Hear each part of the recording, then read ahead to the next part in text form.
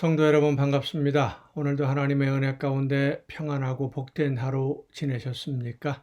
오늘 우리가 함께 은혜를 나눌 본문 말씀 신약성경 누가복음 2장 21절부터 24절까지에 있는 말씀입니다. 누가복음 2장 21절부터 24절까지에 있는 말씀 봉독합니다. 할례할 8일이 되매 그 이름을 예수라 하니 곧 잉태하기 전에 천사가 일컬은 바로라. 모세의 법대로 정결 예식의 날이 참에 아기를 데리고 예루살렘에 올라가니 이는 주의 율법에 쓴 바 첫 해에 처음 난 남자마다 주의 거룩한 자라 하리라 한 대로 아기를 죽게 드리고 또 주의 율법에 말씀하신 대로 산 비둘기 한 쌍이나 혹은 어린 집비둘기 둘로 제사하려 함이더라. 아멘. 유대인들에게 있어서 제일 중요한 예식이 바로 할례 예식입니다. 할례는 하나님이 선택하신 백성들을 일반 이 세상 다른 민족들과 구별하시기 위해서 행하게 한 몸에 표하는 하나의 의식이었습니다. 하나님의 백성으로 살아가도록 몸에 표시를 남겨둔 것이죠. 그래서 이스라엘 백성들은 자기 몸에 있는 이 할례의 흔적을 보면서 나는 하나님이 선택하신 하나님께 선택받은 백성이다라는 것을 늘 생각하고 잊지 않고 하나님의 선택함을 받은 백성답게 살아가려고 나를 선택하신 하나님의 뜻에 합당하게 살아가려고 노력을 했던 것이죠. 그런 표식이 바로 할례입니다. 하지만 예수님은 아무런 죄도 없으시고 또 완전하신 분이시고 하나님의 아들이시기 때문에 굳이 할례를 받을 필요가 없는 분이셨습니다. 이미 거룩하신 분이시고 완전한 하나님의 외아들, 하나님 자체였기 때문이죠. 그런데 예수님이 할례를 받으신 것은 하나님의 아들이시지만은 이 땅에 사람으로 태어나서 죄 속에서 죄로 인해 죽어야 할 사람들, 하나님이 주신 법을 올바로 지키지 않음으로 인해서 결국 버림받는 인간들을 구원하시기 위해서 스스로 인간의 몸으로 이 땅에 오셨기 때문에 율법의 굴레 아래 있을 수밖에 없는 사람들을 구원하시기 위해서 자신을 낮추어서 사람들과 똑같이 되셨기 때문에 할례를 받으신 것입니다. 여러분, 눈높이 사랑이라고 하는 말 들어보셨죠? 눈높이 사랑의 가장 큰 실현은 그 눈높이 사랑을 실천하신 분이 바로 예수 그리스도의 사랑이라고 하는 겁니다. 도저히 알아듣지 못하는 사람들을 사랑하시는 그 마음을 표현해 주시고 알지 못하는 사람들을 구원하시기 위해서 스스로 인간의 몸을 입으시고 세상에 내려오셨습니다.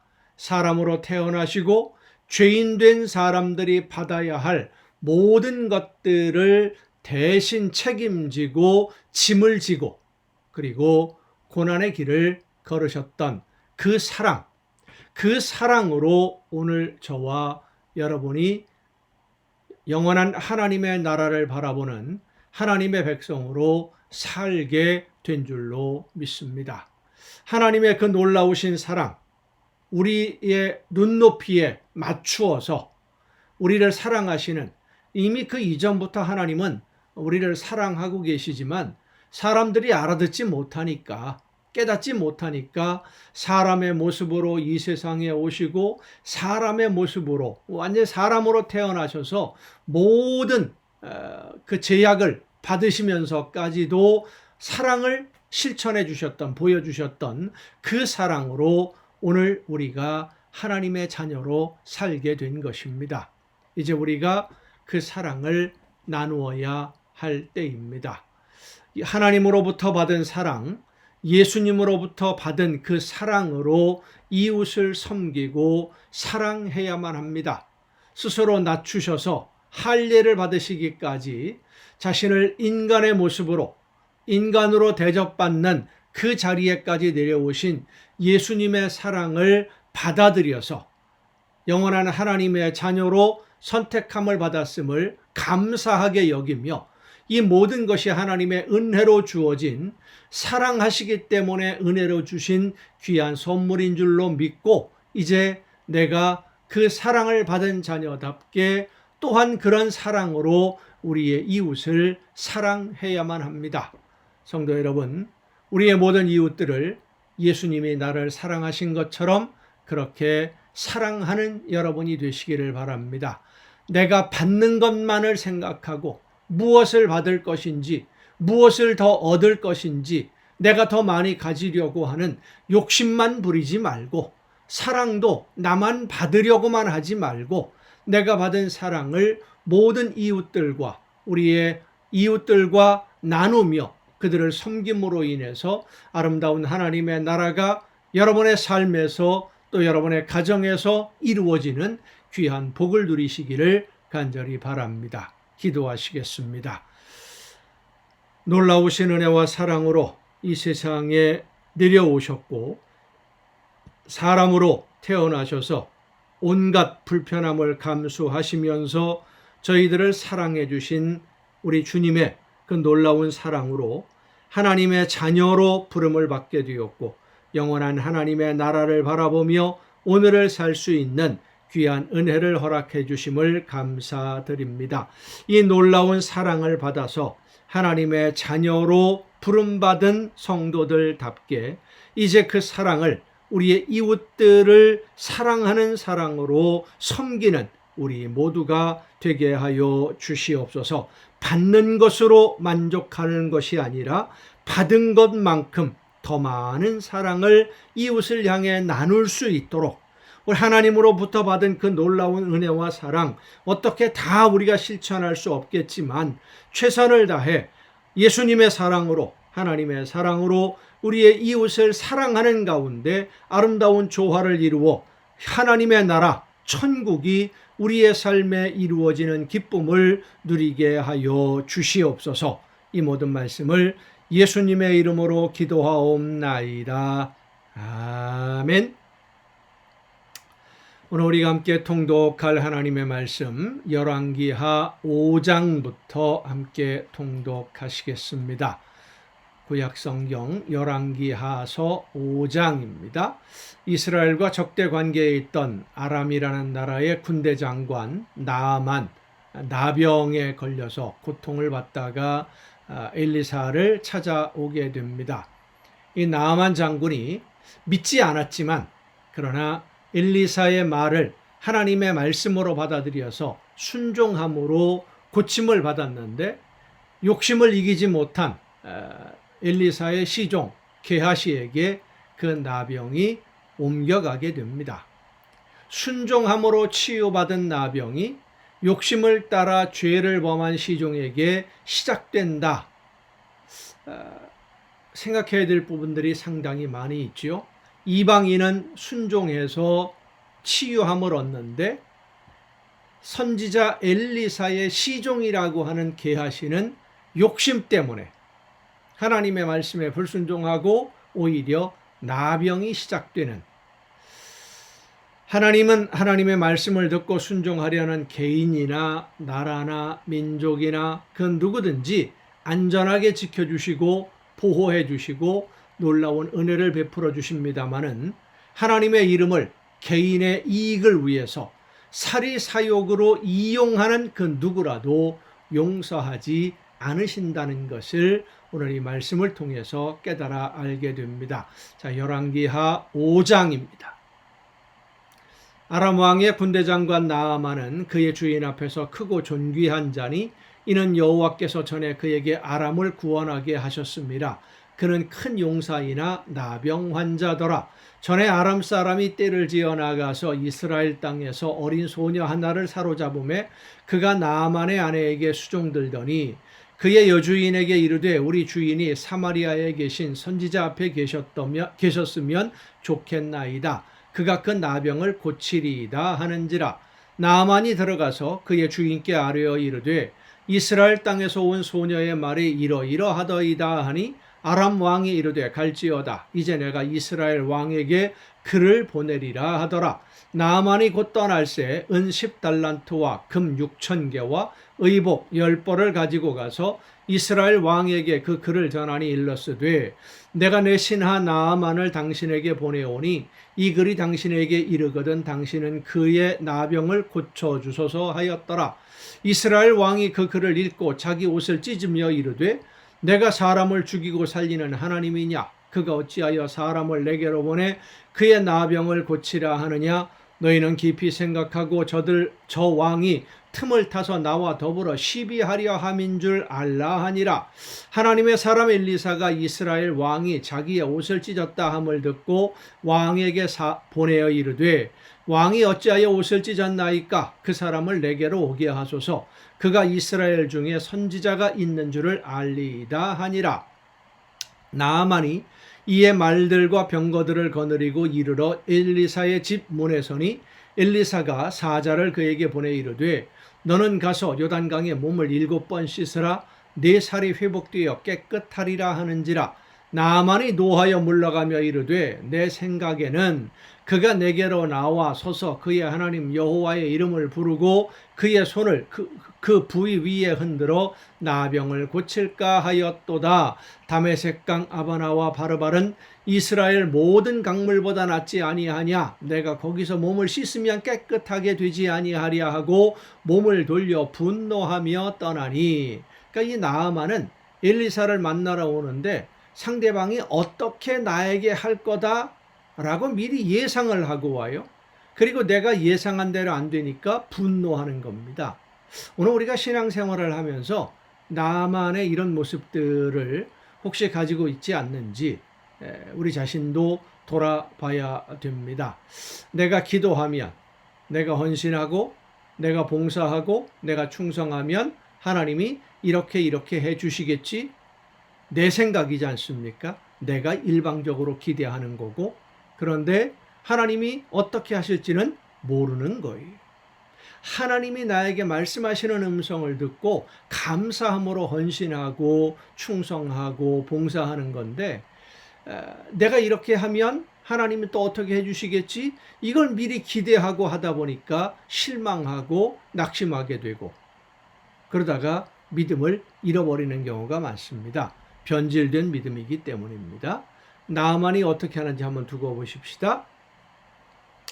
13절 그의 종들이 나와서 말하여 이르되 내 아버지여 선지자가 당신에게 큰 일을 행하라 말하였다면 행하지 아니하였으리이까 하물며 당신에게 이르기를 씻어 깨끗하게 하라 함이리이까 하니 나아만이 이에 내려가서 하나님의 사람의 말대로 요단강에 7번 몸을 잠그니 그의 살이 어린아이의 살같이 회복되어 깨끗하게 되었더라. 나아만은 순종했다는 겁니다. 하인들, 시종들이 하는 말을 듣고 깨달았어요. 시종들이 하는 말을 하나님의 말씀으로 받아들인 거예요. 자기의 어리석음을 깨달았습니다. 그래서 순종한 겁니다. 나아만이 모든 군대와 함께 하나님의 사람에게로 돌아와서 그의 앞에 서서 이르되 내가 이제 이스라엘 외에는 온 천하에 신이 없는 줄을 아나이다. 청하건대 당신의 종에게서 예물을 받으소서 하니 이르되 내가 섬기는 여호와께서 살아계심을 두고 맹세하노니 내가 그 앞에서 받지 아니하리라 하였더라. 나아만이 받으라고 강건하되 그가 거절하니라. 왜 거절했겠습니까? 엘리사의 능력이 아니거든요. 하나님의 능력이죠. 믿음으로 순종한 나아만에게 임한 하나님의 능력이지 엘리사의 능력이 아닌데 엘리사가 그 예물을 받으면 하나님의 것을 도둑질하는 것이 되지 않겠습니까? 엘리사의 이름만 높아지고요. 그래서 받지 않는 겁니다. 나아만이 이르되 그러면 청하건대 노새 2마리의 실을 흙을 당신의 종에게 주소서. 이제부터는 종이 번제물과 다른 희생제사를 여호와 외 다른 신에게는 드리지 아니하고 다만 여호와께 드리겠나이다. 오직 한 가지 일이 있사오니 여호와께서 당신의 종을 용서하시기를 원하나이다. 곧 내 주인께서 림몬의 신당에 들어가 거기서 경배하며 그가 내 손을 의지하심에 내가 림몬의 신당에서 몸을 굽히오니, 그러니까 림몬이라고는 신을 섬기지는 않겠지만 믿지는 않겠지만 형식적으로라도 경배해야 되니까 내가 림몬의 신당에서 몸을 굽힐 때에 여호와께서 이 일에 대하여 당신의 종을 용서하시기를 원하나이다 하니 엘리사가 이르되 너는 평안히 가라 하니라. 그가 엘리사를 떠나 조금 가니라. 하나님의 사람 엘리사의 사환 게하시가 스스로 이르되 내 주인이 이 아람 사람 나아만에게 면하여 주고 그가 가지고 온 것을 그의 손에서 받지 아니하였도다. 여호와께서 살아계심을 두고 맹세하노니 내가 그를 쫓아가서 무엇이든지 그에게서 받으리라 하고 욕심을 앞세우는 거예요. 엘리사가 받지 않은 이유를 알지 못하고 개인적인 욕심 때문에 나아만의 뒤를 쫓아가니 나아만이 자기 뒤에 달려옴을 보고 수레에서 내려 맞이하여 이르되 평안이냐 하니 그가 이르되 평안하나이다. 우리 주인께서 나를 보내시며 거짓말이죠. 이때부터 말씀하시기를 지금 선지자의 제자 중에 두 청년이 에브라임 산지에서부터 내게로 왔으니 청하건대 당신은 그들에게 은 1달란트와 옷 2벌을 주라 하시더이다. 나아만이 이르되 바라건대 2달란트를 받으라 하고 그를 강권하여 은 2달란트를 2전대에 넣어 메고 옷 2벌을 아울러 2 사원에게 지우매 그들이 게하시 앞에서 치고 가니라. 언덕에 이르러서는 게하시가 그 물건을 2 사원의 손에서 받아 집에 감추고 그들을 보내 가게 한 후 들어가 그의 주인 앞에 서니 엘리사가 이르되 게하시야 네가 어디서 오느냐 하니 대답하되 당신의 종이 아무데도 가지 아니하였나이다 하니라. 엘리사가 이르되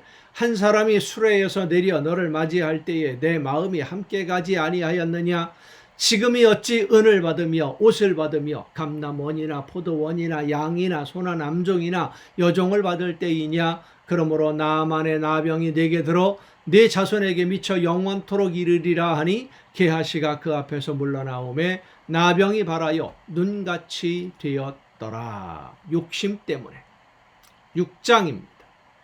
선지자의 제자들이 엘리사에게 이르되 보소서 우리가 당신과 함께 거주하는 이곳이 우리에게는 좁으니 우리가 요단으로 가서 거기서 각각 한 제목을 가져다가 그곳에 우리가 거주할 처소를 세우사이다 하니 엘리사가 이르되 가라 하는지라. 그 하나가 이르되 청하건대 당신도 종들과 함께 하소서 하니 엘리사가 이르되 내가 가리라 하고 드디어 그들과 함께 가니라. 무리가 요단에 이르러 나무를 베더니 한 사람이 나무를 벨 때에 쇠도끼가 물에 떨어진지라. 이에 외쳐 이르되 내 주여 이는 빌려온 것이니이다 하니 하나님의 사람이 이르되 어디 빠졌느냐 하매 그곳을 보이는지라. 엘리사가 나뭇가지를 베어 물에 던져 쇠도끼를 떠오르게 하고 쇠덩어리가 떠오른다는 것은 놀라운 기적이지요. 떠오를 수가 없는 것인데 이르되 너는 그것을 집으라 하니 그 사람이 손을 내밀어 그것을 집으니라. 그때에 아람 왕이 나아만의 그 아람입니다. 고쳐주었는데 전쟁을 일으켜요. 배은망덕이죠.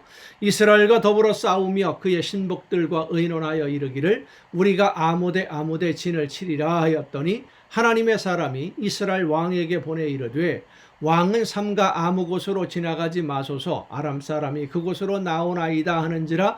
이스라엘 왕이 하나님의 사람이 자기에게 말하여 경계한 곳으로 사람을 보내 방비하기가 한두 번이 아닌지라. 이러므로 아람 왕의 마음이 불안하여 그 신복들을 불러 이르되 우리 중에 누가 이스라엘 왕과 내통하는 것을 내게 말하지 아니하느냐 하니 그 신복 중에 한 사람이 이르되 우리 주 왕이여 아니로소이다. 오직 이스라엘 선지자 엘리사가 왕이 침실에서 하신 말씀을 이스라엘의 왕에게 고하나이다 하는지라. 왕이 이르되 너희는 가서 엘리사가 어디 있나 보라. 내가 사람을 보내어 그를 잡으리라. 왕에게 아뢰어 이르되 보라 그가 도단에 있도다 하나이다. 왕이 이에 말과 병거와 많은 군사를 보내매 그들이 밤에 가서 그 성읍을 에워쌌더라.